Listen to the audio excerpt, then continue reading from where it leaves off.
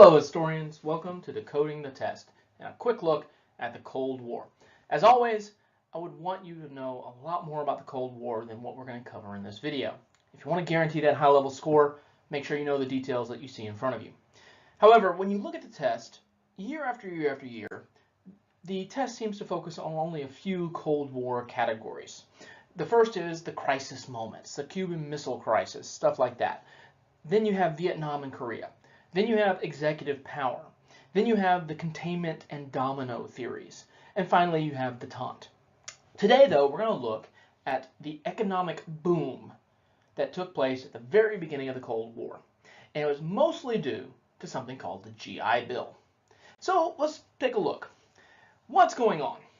Now, usually we know this as the Eisenhower Economy, because it took a few years after World War II for the economy of the United States to really start to boom. It really took until President Eisenhower was elected in 1950. Okay, so the Eisenhower economy, what is it characterized by? Okay, one, there's a baby boom. A lot more babies are being born. Why? Because things are so good, people were not being very careful. They were not looking at children as potential just more mouths to feed. So there was more babies being born. What did that lead to? Well, in this graph, it led to we need more housing. And indeed, that is a result of the economic boom during the Eisenhower years. There's a lot of demand for housing. And this is actually where we start to get suburbia coming into effect. These kind of outlying neighborhoods away from city centers. That is one huge impact of the economic boom at the beginning of the Cold War. So, more need for housing because of the baby boom. Well, what did that lead to? Well, you can see it expanded population into suburban areas. We talked about that. What does that lead to? Increased deforestation. That's kind of just a common sense thing. If you're clearing more land for houses, something's got to be gotten rid of. I would not have actually equated deforestation to the Eisenhower economic boom. That's usually not something you see. They've done it here. It's kind of a common sense thing, but it's kind of weird. I wouldn't expect to see it again. Now here you see trends in the 1950s, an expanded middle class, an interstate highway system, the growth of the suburbs, which you've talked about. These all occur as a result of what? The answer choice is D, economic prosperity following World War II. This is kind of very generalized. Hey, can you recognize that in the 1950s, during the Eisenhower administration, things were really good economically? Can you recognize that? Now, you heard me mention the GI Bill.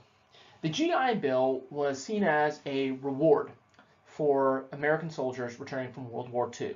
And it was also seen as a bit of justice.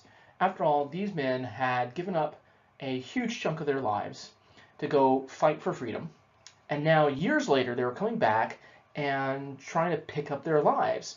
And this was the government trying to help with that, going, you know what, we will pay for your continuing education. We will pay for college. And so what did this do? For a large segment of the population who had never been able to afford college, all of a sudden they can.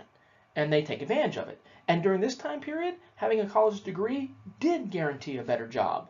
So it only helped the economic boom. So right here you have a graph.